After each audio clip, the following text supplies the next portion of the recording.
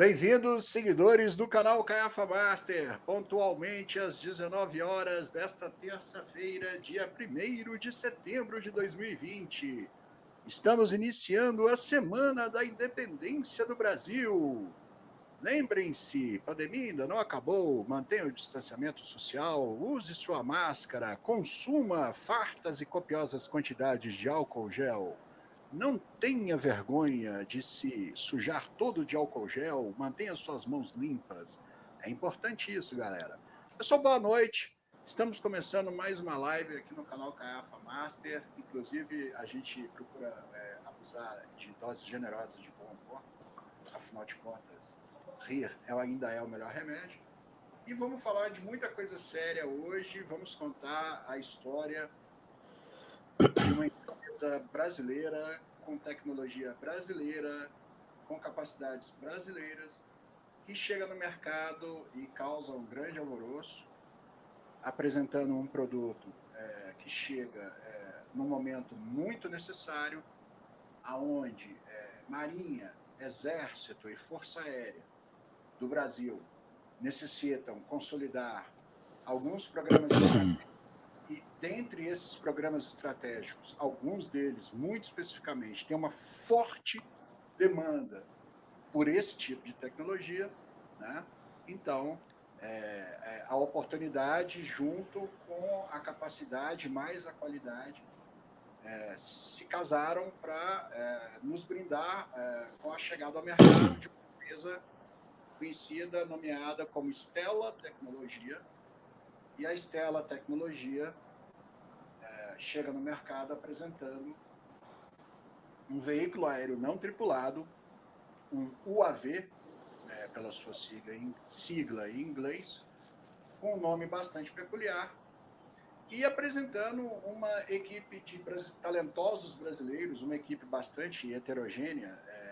Depois vocês vão conhecer aqui a equipe da Stella e vão poder ver as imagens.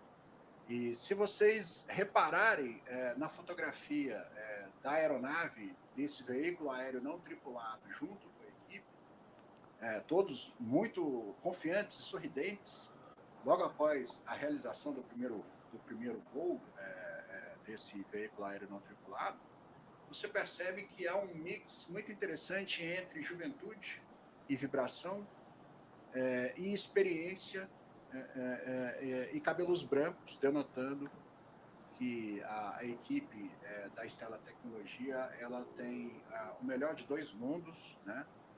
Da juventude empreendedora e da experiência, com bastantes conhecimentos adquiridos já, né, ao longo de uma história. Então, eu gostaria, seguidores do canal Caiafa Master, que vocês dessem as boas noites ao convidado de hoje, que é o Gilberto Bufara, que é o CEO da Stella Tecnologia, a empresa tema desta live e desta entrevista dessa noite. A Stella Tecnologia chega ao mercado apresentando a sua aeronave não tripulada, e a primeira pergunta da noite é justamente quando a gente fala pela primeira vez o nome do veículo. Gilberto Bufara, boa noite, e a primeira pergunta da noite é: cara, por que Atobá? O que é um Atobá? Atobá, boa noite a todos, em primeiro lugar. Obrigado, Caiafa, por me ter aqui. E Atobá, eu li muitos comentários, né? Porra, por que não dar o nome de ave de rapina, de dragão enfurecido, nome de matador? Mas Atobá é a maior gaivota do litoral brasileiro. Agora, só um minuto, que a minha namorada, ela tá vendo live, e eu estou ouvindo meu eco aqui só. Desculpe a todos. Se você puder baixar o volume. Então, o Atobá é a maior gaivota do litoral brasileiro, e quem deu esse nome foi o Carlos Chagas, que era o capitão do primeiro pilotão Vante que nós formamos na época da Santos Lab, quando eu era dono da Santos Lab, sócio da Santos Lab, e nós formamos o primeiro pilotão Vante, E o Carlos Gomes, ele deu o nome de Carcará para o nosso produto. E deu super certo, pegou bem, e aí ele deu o nome de Atobá para esse negócio. Eu falei, vamos embora na tradição do nosso batizador aí. Bom, depois eu vou procurar aqui no Google e vou colocar depois aqui a foto do Atobá para o pessoal dar uma visualizada como é que é a cara do bicho. Ok. Você está me ouvindo aí? Estou te ouvindo. Tá. Pessoal, não se esqueçam de dar o check do som. Eu vi, tem gente dizendo aí que o meu som estaria um pouco baixo. Me digam aí se melhorou. Tá? Mas o pessoal já está dando aqui que está 5.5. Ótimo, excelente. Bom, maravilha. Gilberto, dando prosseguimento aqui, a gente montou um roteirinho, né, de perguntas para a gente poder... É isso aí. A gente tomou esse cuidado para não andar em círculos. Exatamente. E para a gente começar, que tal nós mostrarmos um breve filmezinho aqui de 1 minuto para apresentar aqui o nosso digníssimo Atobá para a audiência, né? Muito bem. Vamos colocar na tela aqui. Vamos lá. Operador Caiafa, vamos lá. Pessoal, esse é o vídeo de apresentação do Atobá, ok? Vou colocar aí para vocês.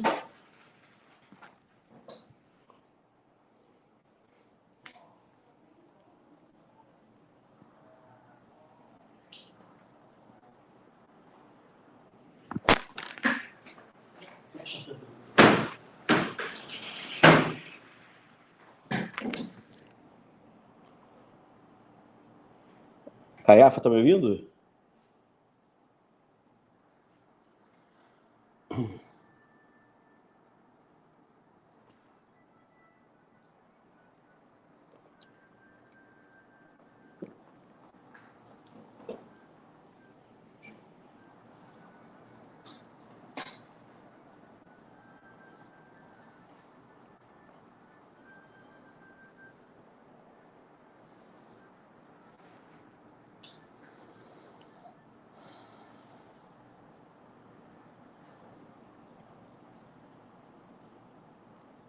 Pessoal, eu vou colocar de novo a pedidos, porque o pessoal está dizendo aqui, Caiafa, seu burro, tá sem áudio. Vamos lá.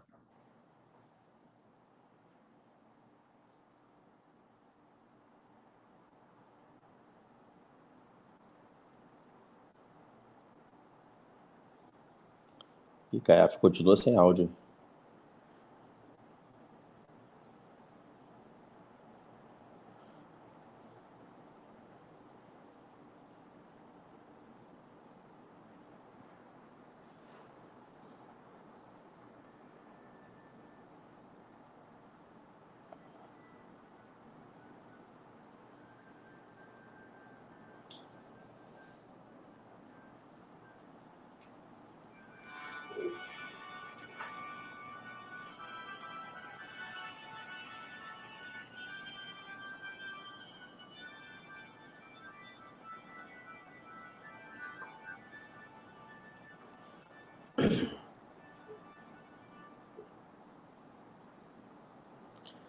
Pessoal, pelo amor de Deus, era só uma musiquinha também que vocês perderam, né? Não, quando tem esses problemas técnicos assim, o pessoal não perdoa. Bem-vindo ao mundo do YouTube, meu velho. Pessoal, é só uma musiquinha. Basicamente, ali é a apresentação do drone Atobá. E aí são citadas algumas das capacidades que esse veículo aéreo não tripulado possui. Então, vamos às perguntas para vocês entenderem do que a gente está falando aqui hoje, né? Gilberto, a primeira coisa é assim, quais são as especificações desse drone? Ele se encaixa em que categoria de veículo aéreo não tripulado, né? Qual é a capacidade inicial planejada de voo? E aquelas coisas de prática, a gente sempre pergunta, né? Quanto ele pesa, qual o payload, quantas coisas pode transportar, ele usa gasolina como combustível, é diesel, enfim. Então, Fala um pouquinho para a gente o que é exatamente a configuração do Atobá. então vamos lá, ele é um Vant da categoria Mali, ou Male, que em inglês significa Medium Altitude Long Endurance, altitude média longa duração de voo, autonomia, né? Ele pesa 500 quilos, esse é o peso máximo de decolagem do Atobá. Ele tem um data link capaz de alcançar 250 quilômetros. Esse limite se dá pela curvatura da Terra, né? A curvatura da Terra não permite que a linha divisada, né? Ele pode ser equipado com o data link satelital, ele já vem com Iridium, mas nós estamos fazendo um upgrade agora para um data link satelital em Marsat, que pode transmitir imagem também, até 200 kbps, então permite imagens com uma relativa qualidade e cobertura ilimitada. Então, quando ele sair desses 250 quilômetros, ainda tem cobertura satelital. O nosso sistema de comando ele permite que você uma coisa chamada handover, ou seja, quando ele pode sair do alcance de uma estação de comando, passar por um tempo no link satelital, mas uma outra estação de comando pode assumir o comando dele, né? E aí você passa o comando para outra, depois, quando terminar a missão, ele volta para a base, né? Sem querer te interromper, só para Sim. entender isso. Quer dizer, então, que um piloto pode decolar o Atobá, ele pode ser passado para a conexão satelital e lá na frente da missão ele pode retornar para o comando de um piloto que necessariamente não seria o mesmo, poderia ser outro, então. Ele até em tese poderia decolar de um lugar e pousar no outro, né? Ele tem capacidade de decolagem e pouso autônomo, apesar de que nós não testamos ainda, mas já testamos com o modelo. Nós temos um modelo menor que vocês vão ver depois, mais adiante aqui nesse live, vocês vão ver o que nós chamamos internamente na empresa de Atobinha, que é um Atobá pequenininho, que nós fizemos para testar piloto automático, treinar piloto e avaliar alguns conceitos, né? E treinar nossa equipe também no campo, né? Porque nós ficamos muito tempo construindo o Atobá e o treinamento de campo, quando você vai para o campo voar o avião, você precisa ter um certo entrosamento do pessoal, e esse entrosamento você tem que ser treinado, né? Então, o mesmo pessoal que desenvolveu o Atobá é o pessoal que foi voar também, entendeu? Tirando o piloto externo que também está com a gente desde o início. Mas a gente estava falando das características do Atobá, né? O Atobá ele tem 11 metros de envergadura, da ponta de uma asa até a ponta da outra asa, ele tem 11 metros. Ele tem 8 metros de comprimento. Ele é propelido por um motor de 60 cavalos, 4 tempos, muito eficiente. É um motor de prateleira, que é utilizado em aeronaves biplace. Então é um motor... aquele motorzinho Rotax da aviação geral, né? Não é o Rotax. O Rotax é até usado por muitos produtos importantes aí dessa indústria, né, de Vant Mali. Mas no nosso caso, o nosso tamanho, o Rotax, que era do nosso tamanho, ele é 2 tempos, então ele é menos eficiente.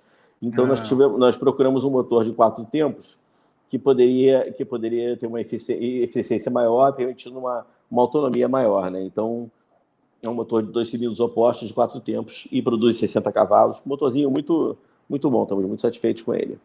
E existe uma versão turbo que nós estamos estudando substituir, pesa a mesma coisa e tem 20 cavalos a mais. Então o avião vai virar outra coisa quando a gente tirar esse motor aspirado e colocar o motor turbo, ele vai virar outra coisa. Com 20 cavalos mais de potência, ele vai poder decolar muito, muito mais curto do que ele já decolou. Ele decolou incrivelmente curto, a ponto de nos surpreender. E ele vai poder voar muito mais alto. Então, é uma outra categoria, vai passar a ser uma outra coisa. E se vocês conseguirem esse incremento de potência, mantendo a média de consumo de combustível no patamar da outra versão, vai ficar mais interessante ainda, né? Talvez o consumo suba.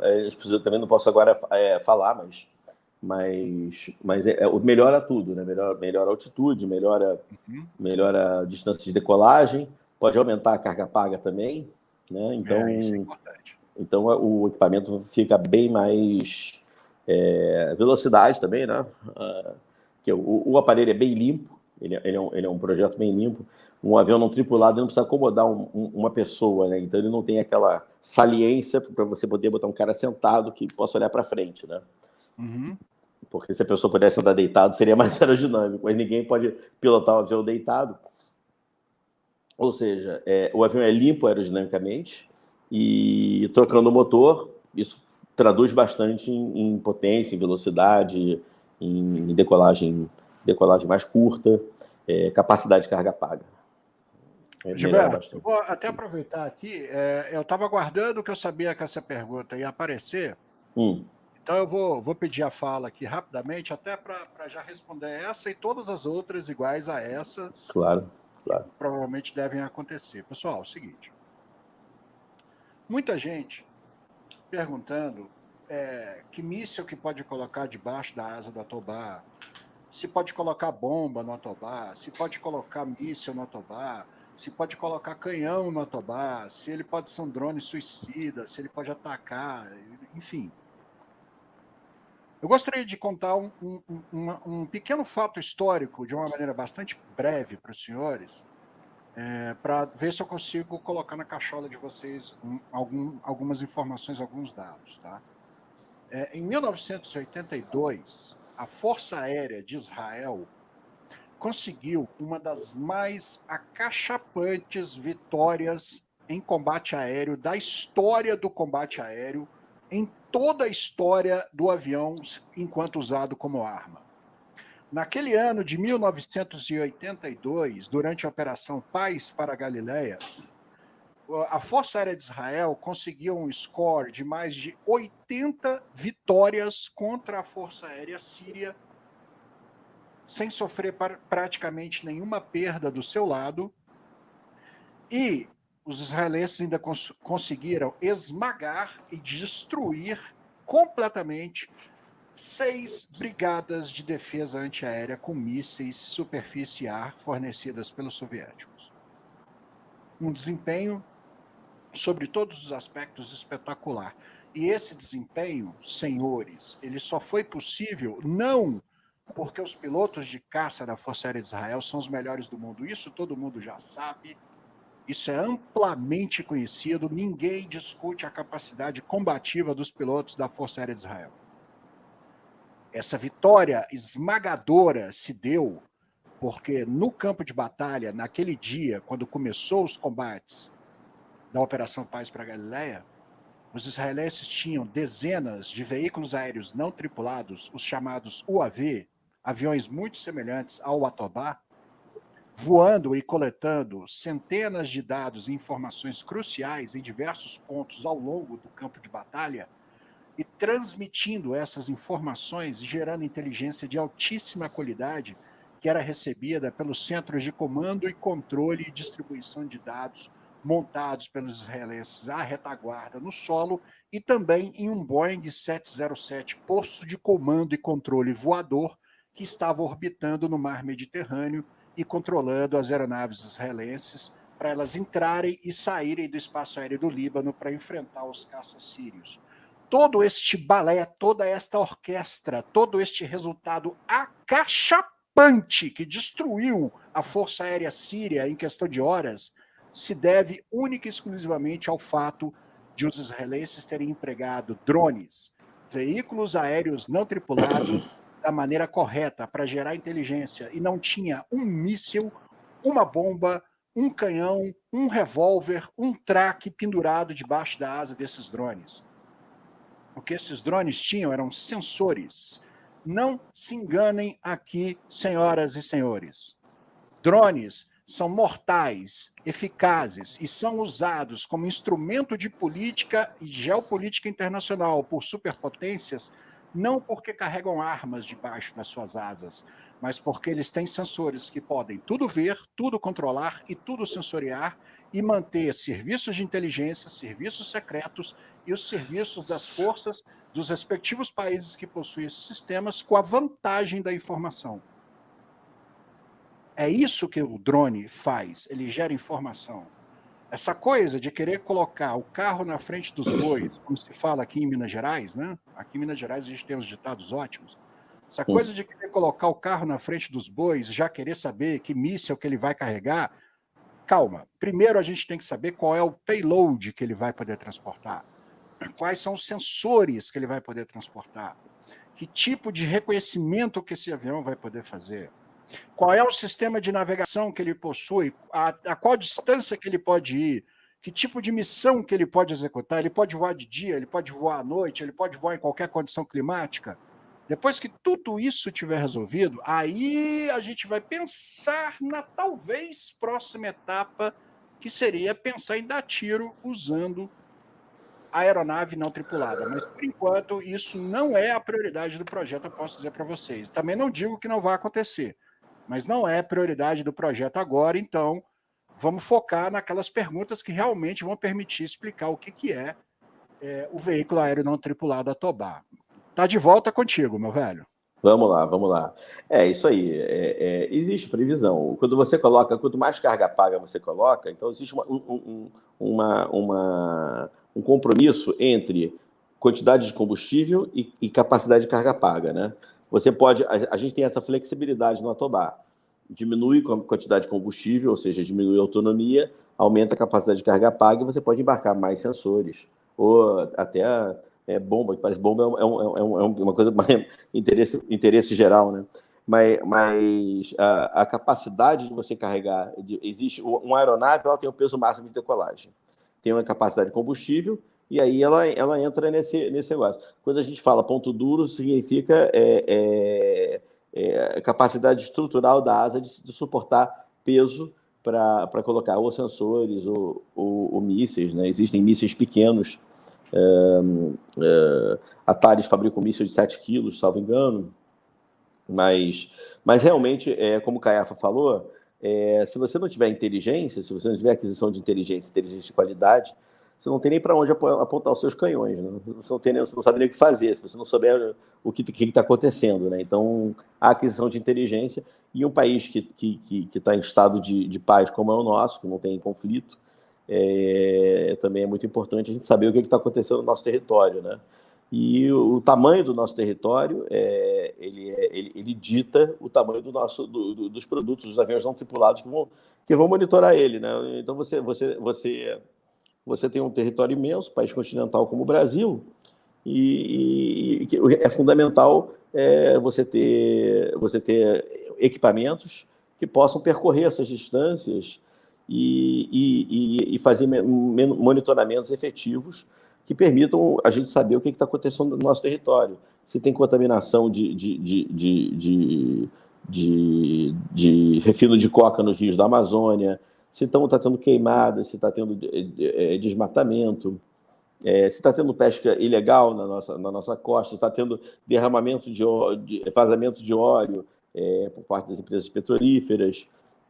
Tudo isso pode ser detectado, né, na questão da segurança pública, né? Então, a aquisição de inteligência é crucial para que o governo federal ou estadual possam atuar com eficácia nos nossos problemas. Tem que saber qual é o problema para poder resolver ele, né?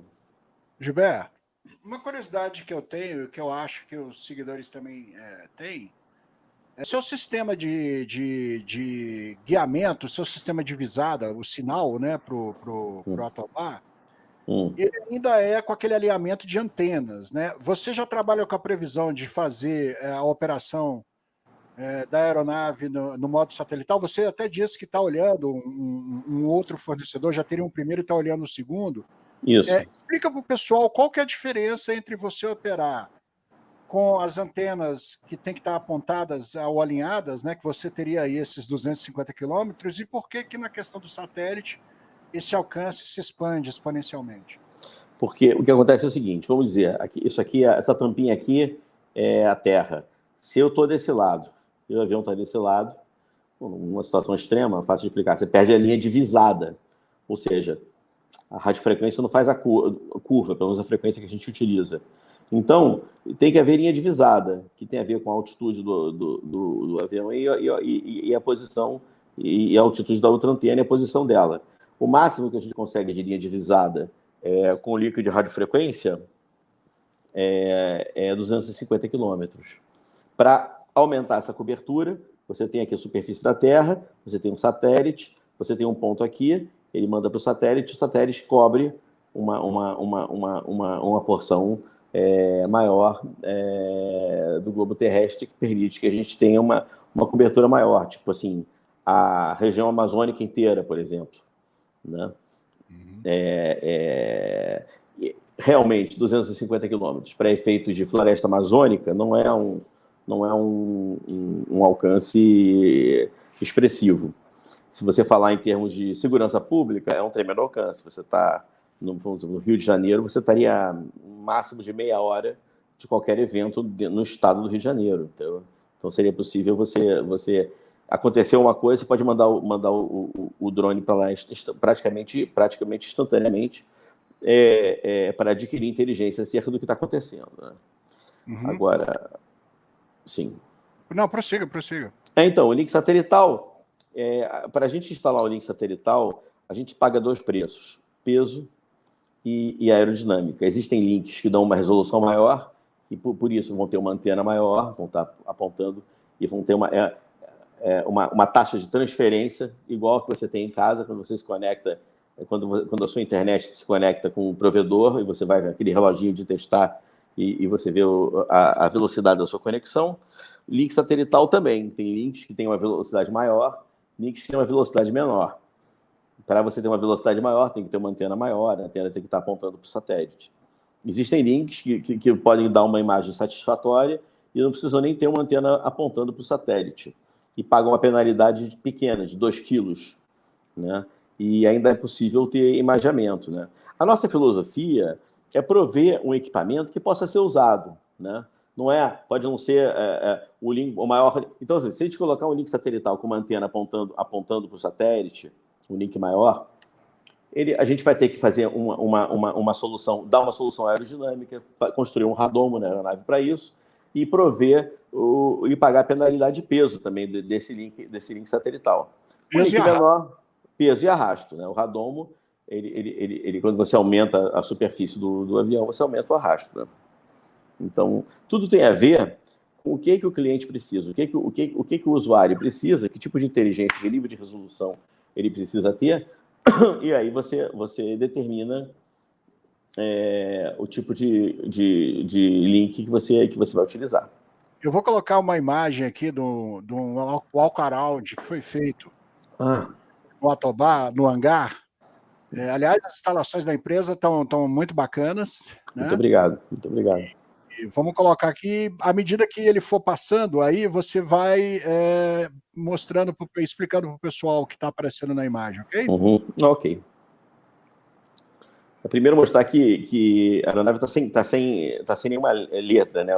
O prefixo dele foi retirado, porque nós estamos pintando o Atobá, e aí eu pedi para montar, na verdade ele está verde, está cinza, parece cinza, o cinza da Força Aérea, mas na verdade isso aí é primer, né? Agora vamos aplicar, vamos terminar a pintura e deixar ele bonito. O avião estava feio, estava surrado do campo, né? A gente já tinha andado com ele para lá e para cá, voado, feito um monte de coisas, resolvi deixar ele bonito para poder exibir ele na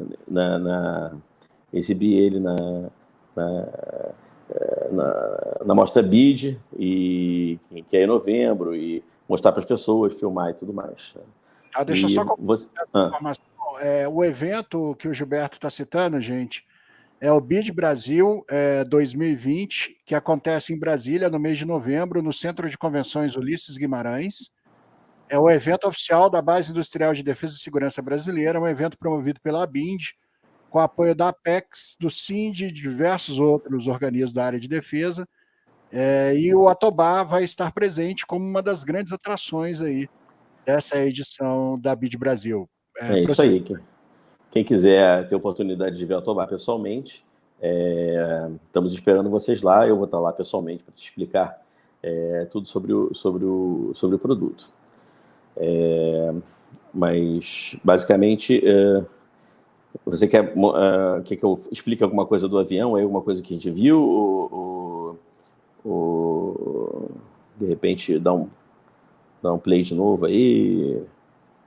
Eu vou primeiro dar um play aqui, que eu me enrolo um pouquinho. Ok. Vamos seguindo as perguntas deixando a imagem passando para É, essa bola embaixo é uma simulação aerodinâmica do gimbal, que seria a câmera, né? A câmera, o que você está vendo na frente, a rodinha, a triquilha, aquela barbatana de tubarão embaixo do avião é um radom que esconde uma antena, que dá uma solução aerodinâmica para uma antena, né? Aqui o nosso motor, a nossa hélice tripar, que se ela fosse bipar, ela ficaria muito perto do chão. Seria melhor se ela fosse bipar, né? Mas ficaria muito perto do chão. Embaixo da asa, você está vendo uma saliência, são os atuadores do flap, que estavam embutidos anteriormente, agora a gente passou eles para fora, funciona melhor assim, pelo menos no nosso projeto, né? E é isso aí, vocês estão vendo o nosso hangar, nossa bandeira do Brasil pendurada, porque nós somos brasileiros. E queria aproveitar que as imagens estão na tela aí para te perguntar umas coisas sobre a aeronave. Uma delas, Gilberto, envergadura de 11 metros, então você tem duas baitas longarinas e, pelo que eu soube, toda a estrutura da aeronave é em fibra de carbono. Vocês tiveram que preparar algum tipo de capacidade específica para produzir esses componentes em fibra de carbono? tivemos, se você mostrar o vídeo de novo, deve aparecer o forno que a gente teve que construir para fazer a pós-cura na fibra de carbono. A fibra de carbono é um material muito difícil de trabalhar, porque não é assim... pode dar um pause aqui. Dá um pause, por favor. Aqui do lado direito tem uma caixa, isso aí. Isso aí é um forno de 7 metros de comprimento, né?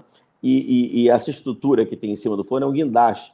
A gente teve que fazer um forno, que ele é como se fosse uma tampa, essa bancada especial. Então a gente coloca a peça, que é a viga da asa, que tem perto de 6 metros, e aí o guindaste desce esse forno em cima, pum, e faz a pós-cura, da fibra de carbono. Isso permite que ela tenha uma dureza adicional, né, e atinja a rigidez máxima, porque a fibra de carbono que a gente vê por aí, na ponteira da descarga das motocicletas, nos painéis dos carros de luxo, não é fibra de carbono estrutural, é decorativa, né? Então, a fibra de carbono estrutural, que segura o peso desse avião, né, é uma fibra de carbono muito difícil de você desenvolver. E nós tivemos que pesquisar muito, e no final nós desistimos, estava muito difícil, contratamos um consultor. E aí perguntamos para o consultor, olha, como é que as outras pessoas fazem isso? E o consultor me falou, olha, eu nunca vi ninguém construir uma asa com a longarina de fibra de carbono no Brasil. E eu pensei que o que a gente estava fazendo já era uma prática comum, né? Então a gente não tem quem perguntar, olha, alô, fulano, como é que faz aí um veículo aéreo não tripulado estratégico? Ah, tá, por favor. Então no YouTube tem alguém explicando, entendeu? Não tem, a gente teve que descobrir e pesquisar por nós mesmos, né? As soluções, né? Testes de deflexão aeroelástica, de quanto suporta de peso, aquela coisa toda? Não, o teste de resistência, nós testamos a estrutura, toda a estrutura do avião, empenagem, fuselagem, asas e trem de pouso para 4 gravidades. 4 gravidades, que é a norma, né? Então, a norma é 3,8 gravidades. Então, o avião teria sido consideravelmente mais leve se a norma fosse 3 gravidades ou 2 gravidades e meia, né? Uhum. Mas até 4G, então, o Autobá sobrevive. Sobrevive. 4G é coisa pra caramba. Eu acho que dá para dar um looping com 4G. Não sei por que a norma é tão exigente. Mas nós fizemos ele na norma, né? E é isso. Eu acho que nós fizemos a fuselagem quadrada para poder acomodar qualquer sensor que o cliente queira, né? Esse formato quadrado ele é mais fácil de você... É como se fosse um case voador, né? Oi? É como se fosse um case voador, né? É como se fosse um case voador. Está lá. É claro que um espaço interno dele é muito grande. Isso permite que a gente instale, sei lá, o cliente quer um radar, o cliente quer o que ele quiser, deve caber, é muito mais fácil caber dentro do Atobá. Então, a gente fez um veículo para poder abrigar qualquer requisito, né? Dentro da capacidade dele de carga, naturalmente. Né? Então,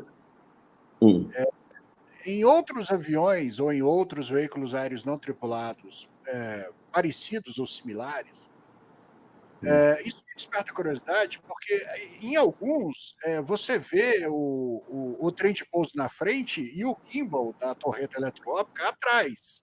isso. Quando essa torreta eletroóptica tiver que sensoriar para frente, tem um trem de pouso ali atrapalhando o sensoriar. Pois é, eu acho que às vezes as pessoas, as empresas, elas vão muito numa coisa assim. Por exemplo, eu imagino que, por exemplo, o posicionamento do gimbal atrás da triquilha é uma maneira uma tentativa de proteger o gimbal. Mas vamos combinar que se esse avião, eu não consigo imaginar uma situação onde só se o cara fizer uma barbeiragem, mas na verdade nós preferimos colocar o gimbal mais para frente, até porque esse avião precisa de peso na frente para voar equilibrado e tá com a frente liberada, né? A verdade é que a maior parte das vezes o gimbal olha para o lado, né? Ele olha para o lado, o avião orbita em torno do alvo, né? A visada lateral, né? Oi?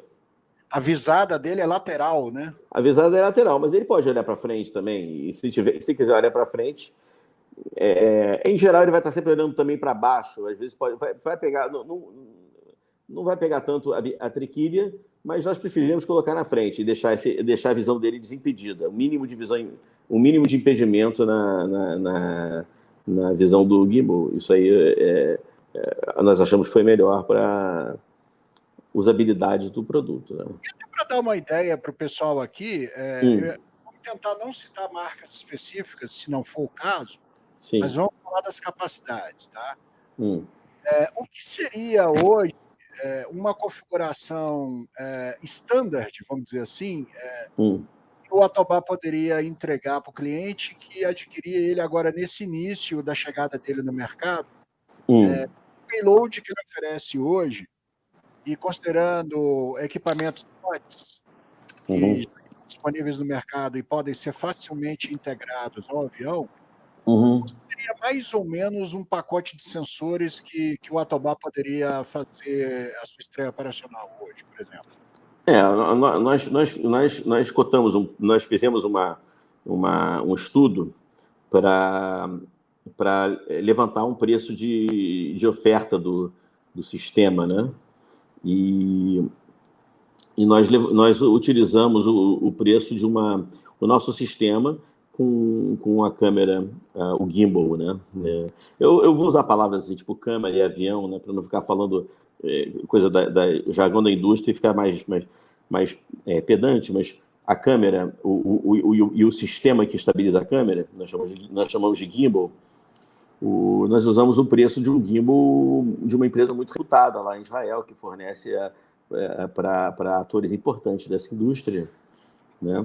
E com capacidade de câmera eletroóptica e sensor infravermelho, designador laser, num padrão bem alto e uma resolução bem alta também, que permitisse fazer esse preço que nós ofertamos o produto por um preço muito, muito mais baixo do que a nossa concorrência internacional.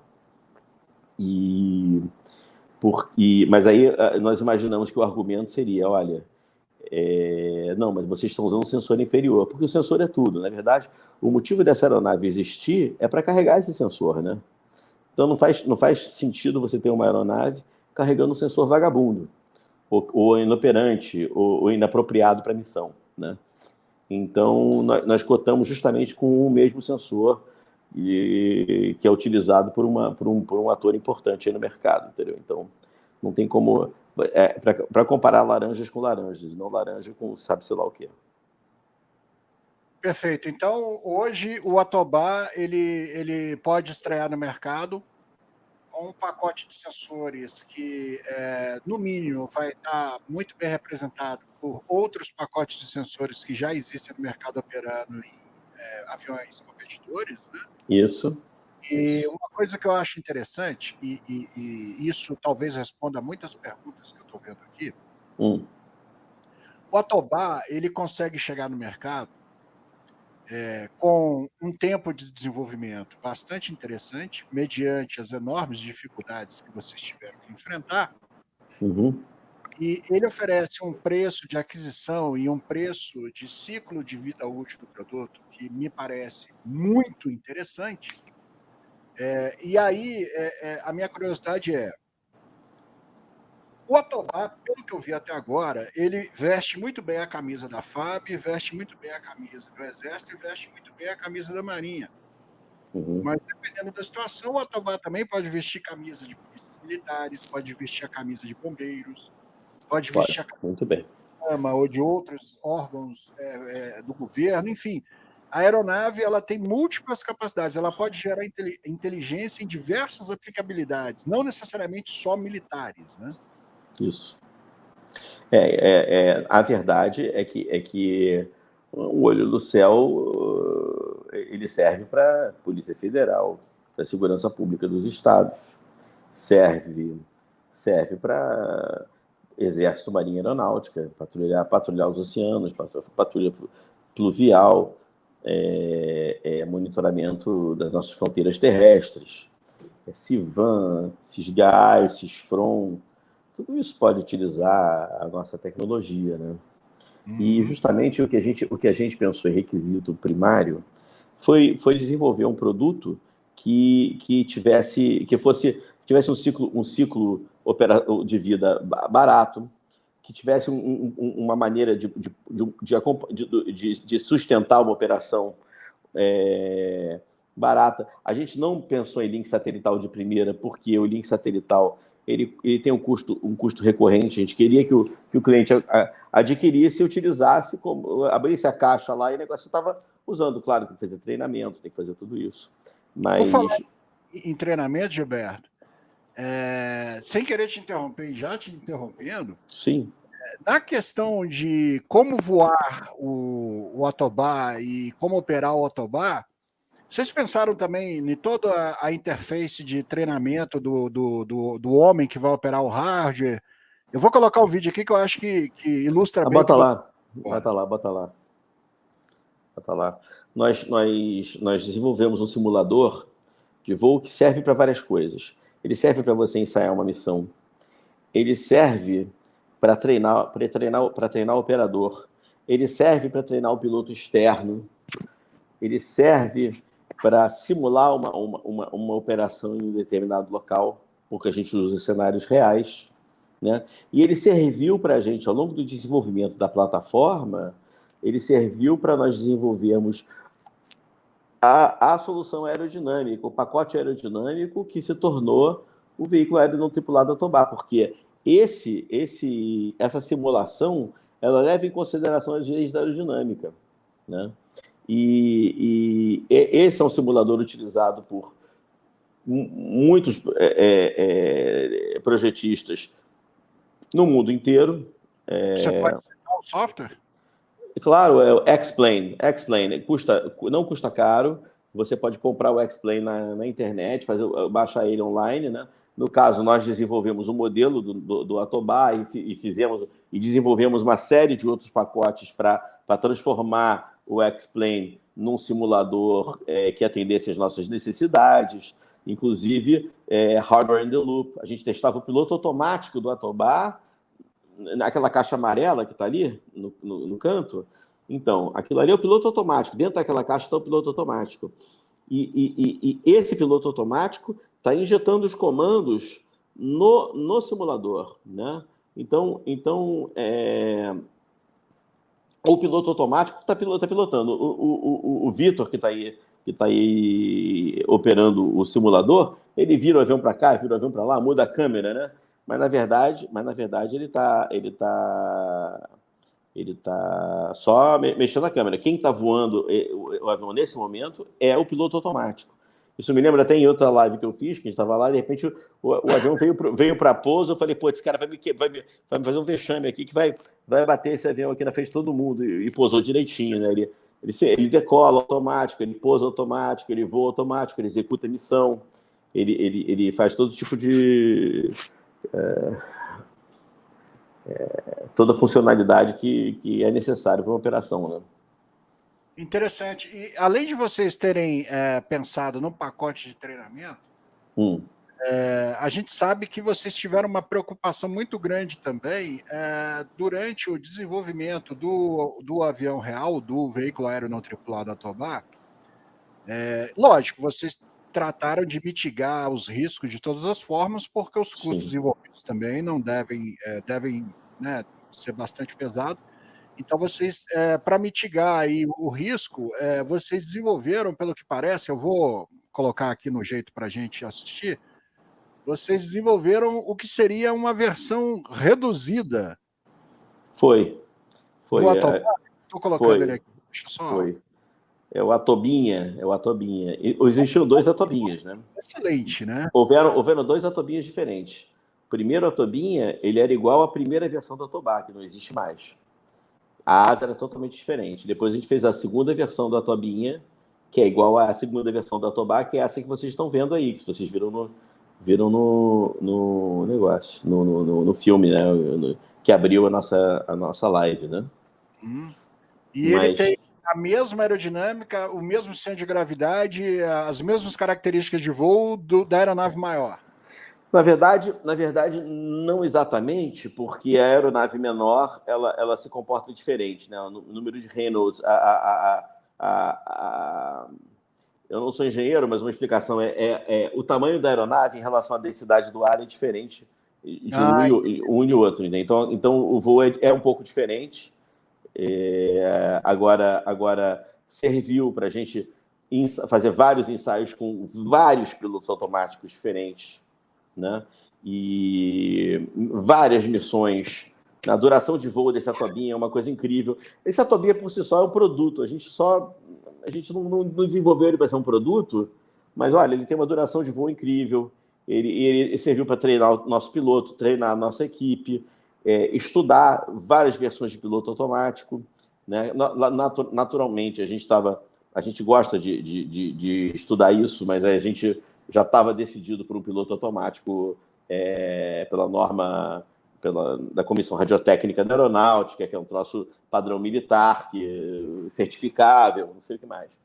Interessante essa observação sua. Quer dizer, então, que o produto ele já começa a sua vida no mercado atendendo as normas todas de certificação e de emprego desse tipo de sistema.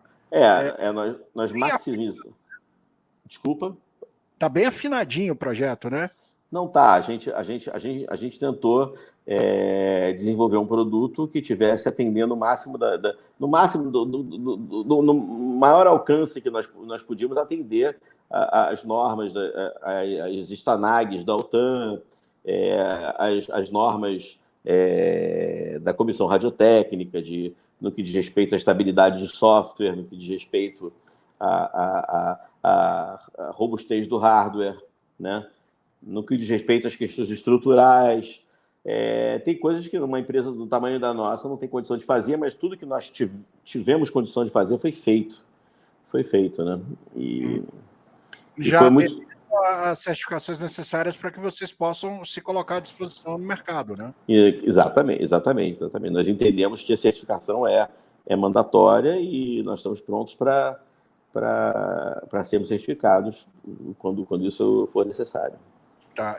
Gilberto, eu vou pedir a palavra aqui um pouquinho para poder responder aqui alguns questionamentos que eu estou vendo aqui no chat. Pessoal, seguinte, se eu falar alguma coisa que estiver errado, por favor, me corrija imediatamente, tá bom, Gilberto? Tá ok.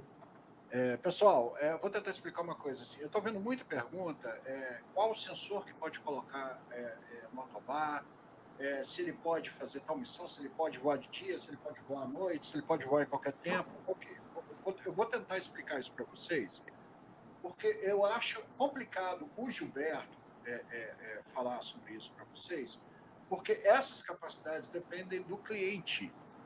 O Gilberto ele não vende sensores, ele não vende designadores, ele não vende torretas e isso e aquilo, ele vende um drone.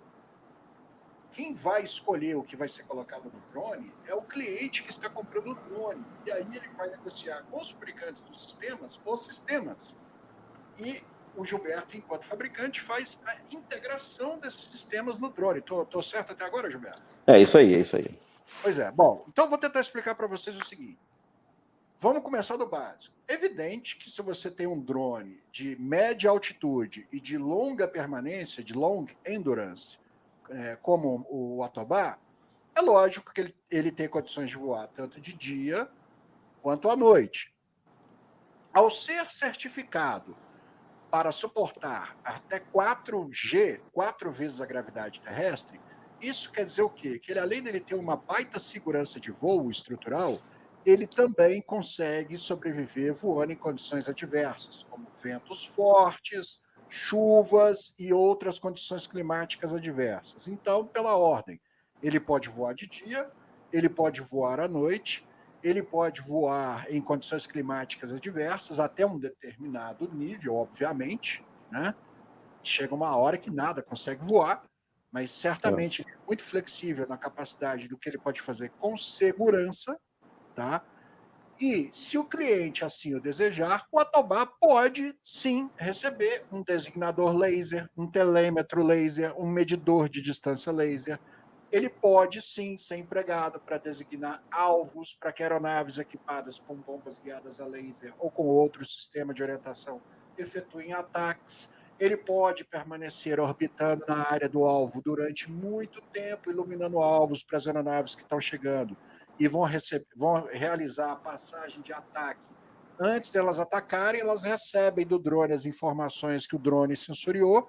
Isso é enviado para o computadorzinho que tem lá na cabeça da bomba, todos os cálculos são feitos, e quando a aeronave faz a passagem de ataque, ela lança a bomba e ela já vai direto naquele feixe do laser que está sendo designado pelo VANT, que está sobrevoando em cima do alvo, sem fazer barulho, sem ser visto, sem gerar emissão infravermelha, e o inimigo é destroçado sem entender nem o que aconteceu.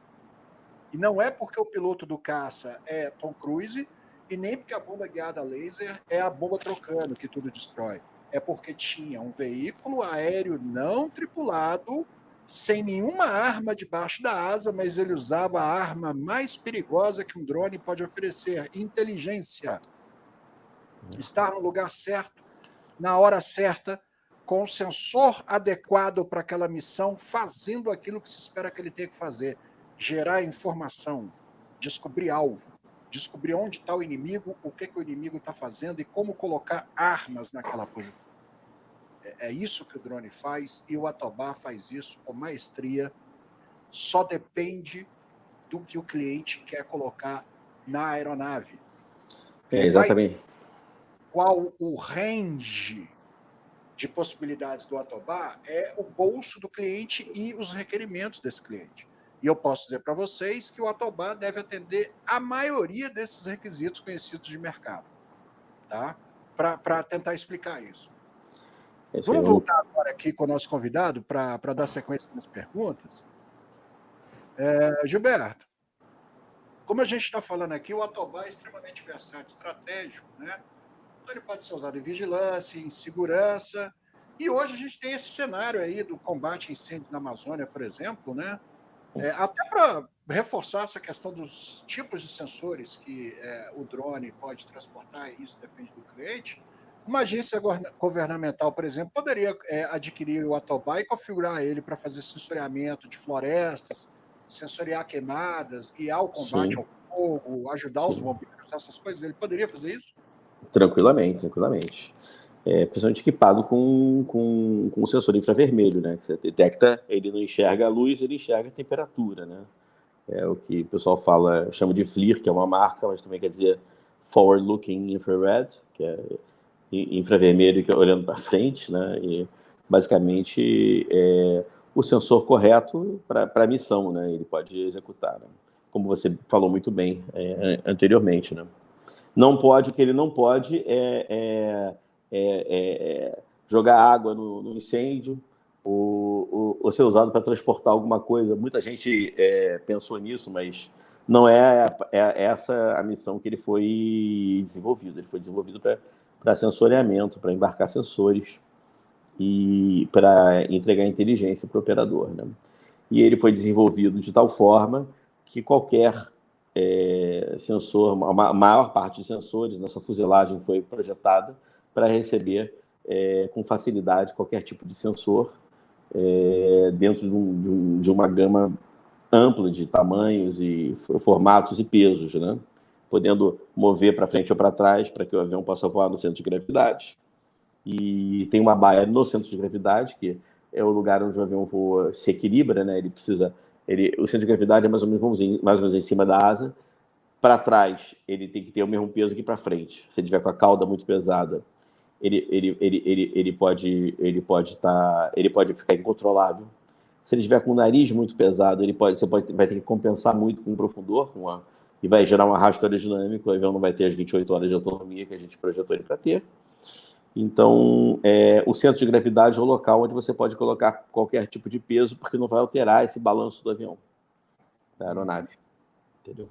Bom, eu vou te fazer aqui mais 2 perguntas, e depois dessas 2 perguntas, a gente já vai para as nossas considerações finais, que a gente está chegando naquela famosa hora tá quase acabando, né, gente? O pessoal precisa dessa hora, mas o tempo passa muito rápido em live. Vamos falar aí 2 coisas mais ou menos relacionadas, que é assim: quanto que vocês investiram para montar, para construir o Autobahn, né? E na segunda parte dessa mesma pergunta com relação a valores, é uma pergunta meio, mas a gente tem que fazer, né? Tudo bem. E quanto que vocês acreditam que seja um preço FOB, um preço green, um preço base do Autobahn, se é que isso existe, que é, como a gente vem falando aqui ao longo dessa hora, depende do que o cliente quer.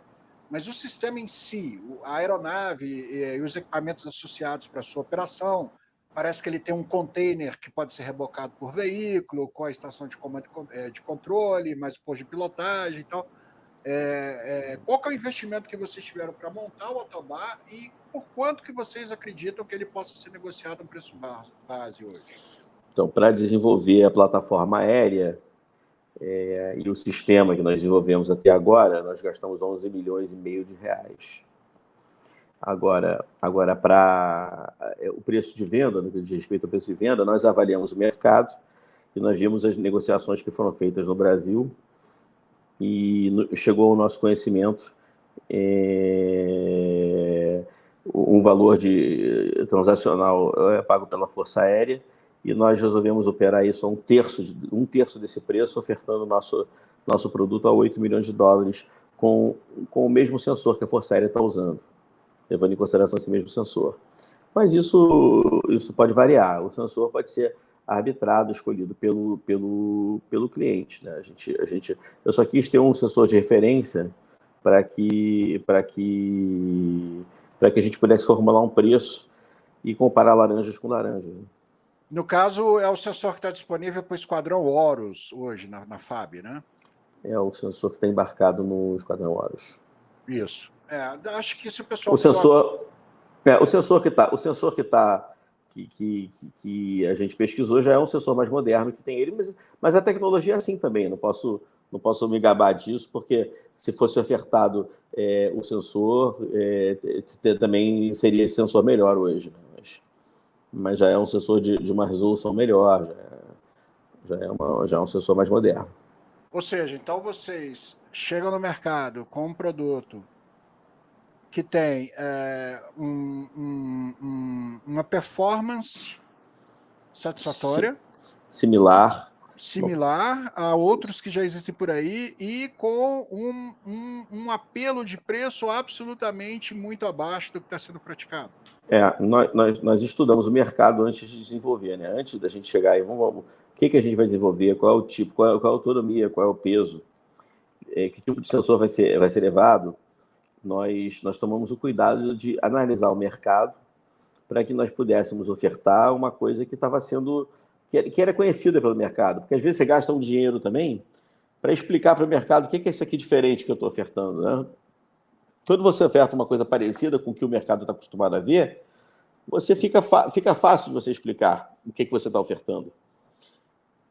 Foi isso que nós quisemos fazer. Nesse produto agora, nesse produto agora. Nossos desenvolvimentos futuros, a gente pretende superar de longe o tamanho e o peso e a performance do que está sendo ofertado no mercado.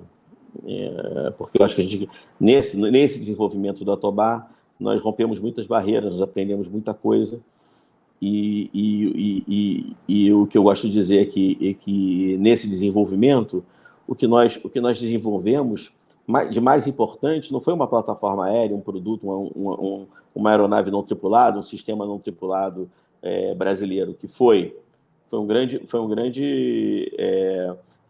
grande coisa para o Brasil, né?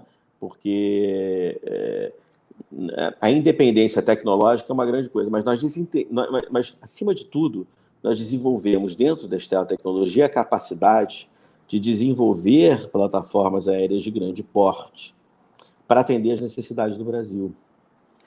A capacidade de desenvolver é muito mais importante do que um produto. A capacidade de desenvolver ela é ilimitada. Ela é o que nos faz adquirir uma competência que não vai sair daqui. Ela vai ficar aqui, vai nos permitir exportar, gerar empregos, fomentar empresas que vão desenvolver subsistemas e construir um sistema em torno dessa tecnologia.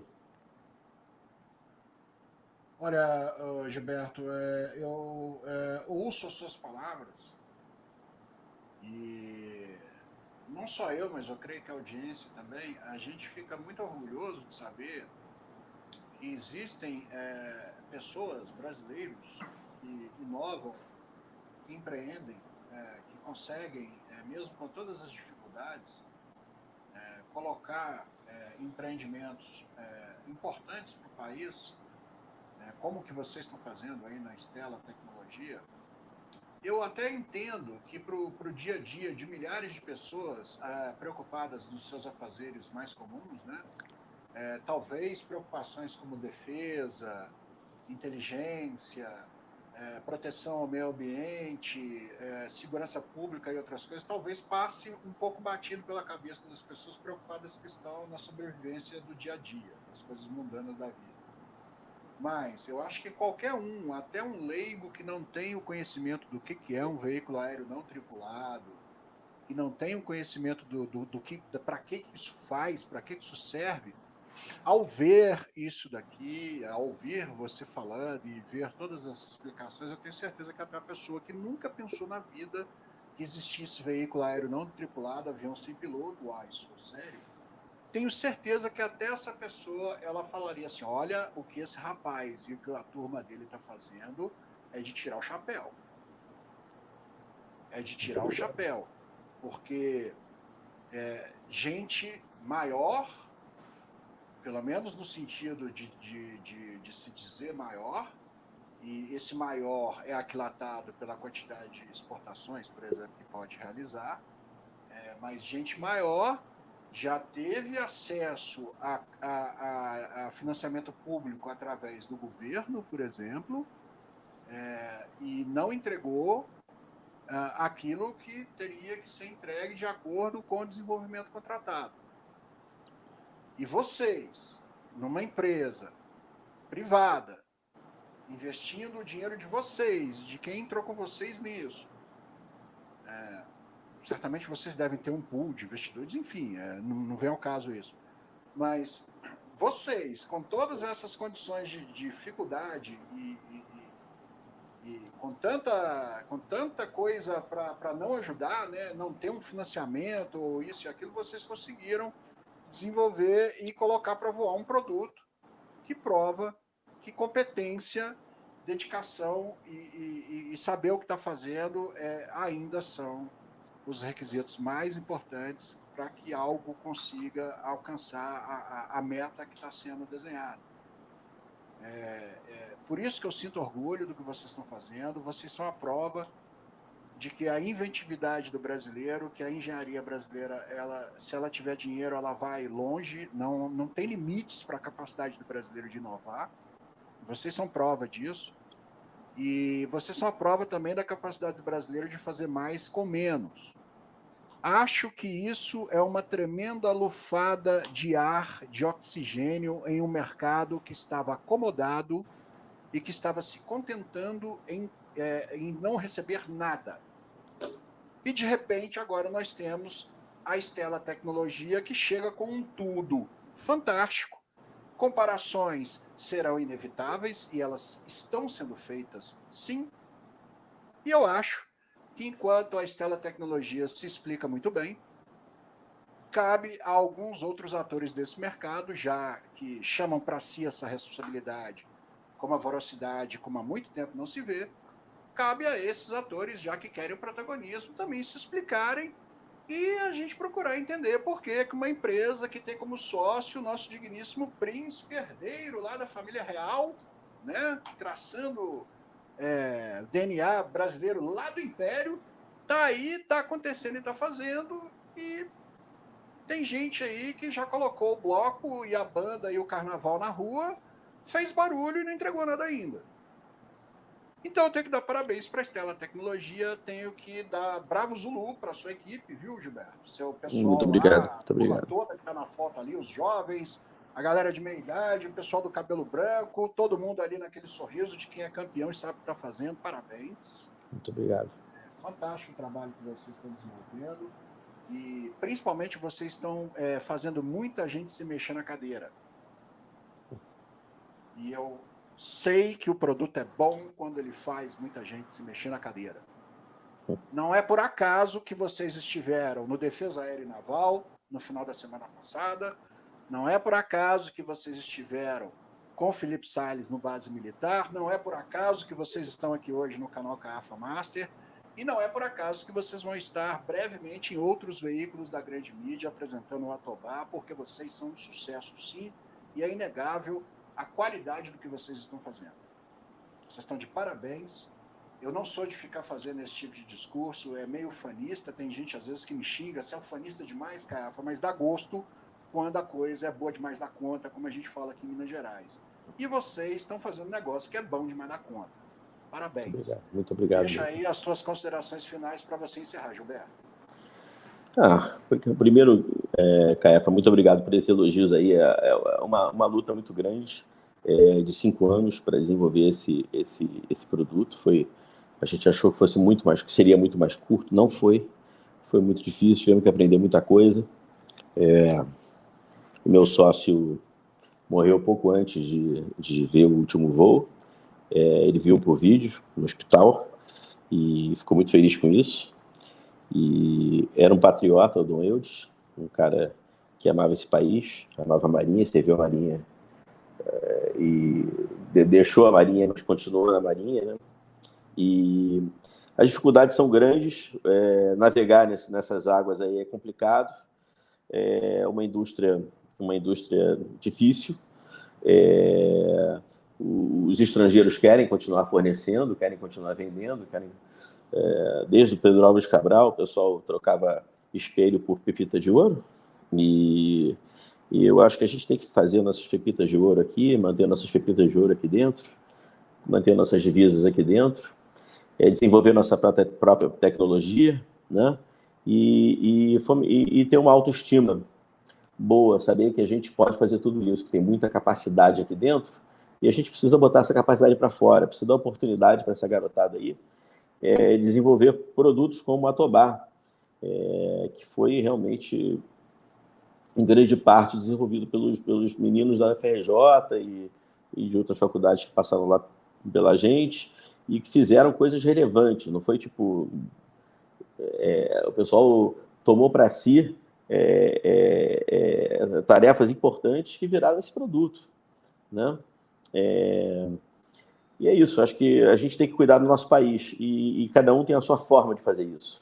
A nossa forma é essa, e vai ser essa, e vai continuar sendo essa. Nós somos uma empresa que tem um custo fixo baixo, nós não vamos sair daqui, nós vamos continuar, e nós somos ambiciosos, e a gente vai chegar lá. Vamos exportar com certeza, se Deus quiser, vamos exportar Se Deus muito quiser, Atobá, né? se Deus quiser, essa é a ideia.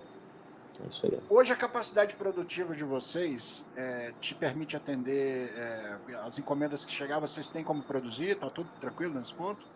Olha, eu acho que hoje nós estamos capacidade para produzir 3 aeronaves ano, mas nós podemos investir nessa capacidade produtiva e dobrar essa capacidade ou triplicar essa capacidade. Só uma questão Seria de investimento. possível alguma associação com a capacidade que já exista instalada para maximizar essa produção? Tranquilamente, seria muito bom, inclusive, nos parcerarmos com empresas que têm essa capacidade instalada, né? Agora também pode ser desenvolvido em série, uma vez que é com molde, né? Você pode tirar vários aviões, né? Agora tem integração, é uma questão mais de capital do que de gente, né? Importação das peças que precisa, apesar de que o nosso índice de nacionalização é muito alto, né? Quanto gira o índice de nacionalização do produto hoje, Gilberto? É maior que 90%, porque ele é calculado da seguinte forma: o índice de nacionalização é um número feito para saber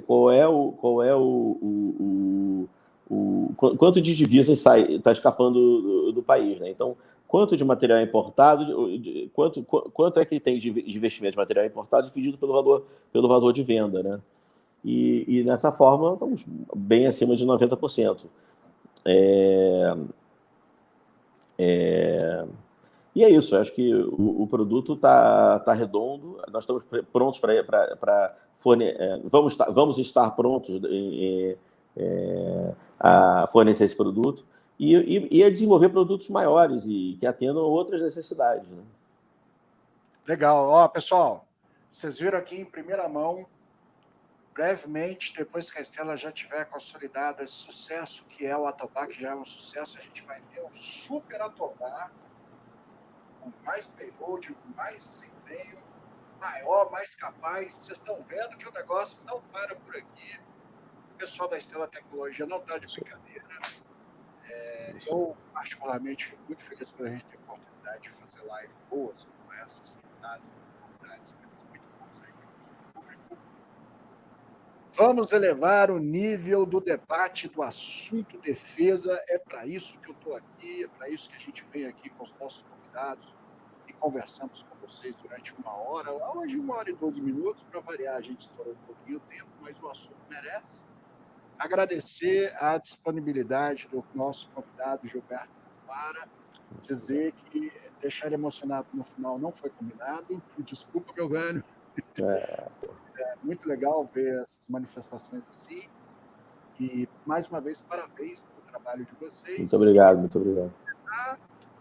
Dizendo aquela frase que, se eu não falar, o pessoal até briga comigo: um abraço, um beijo, um queijo no Caiafa, que nós é comedor de pão de queijo mesmo. Isso aí. Um abraço para vocês e até a próxima live aqui do canal Caiafa Master.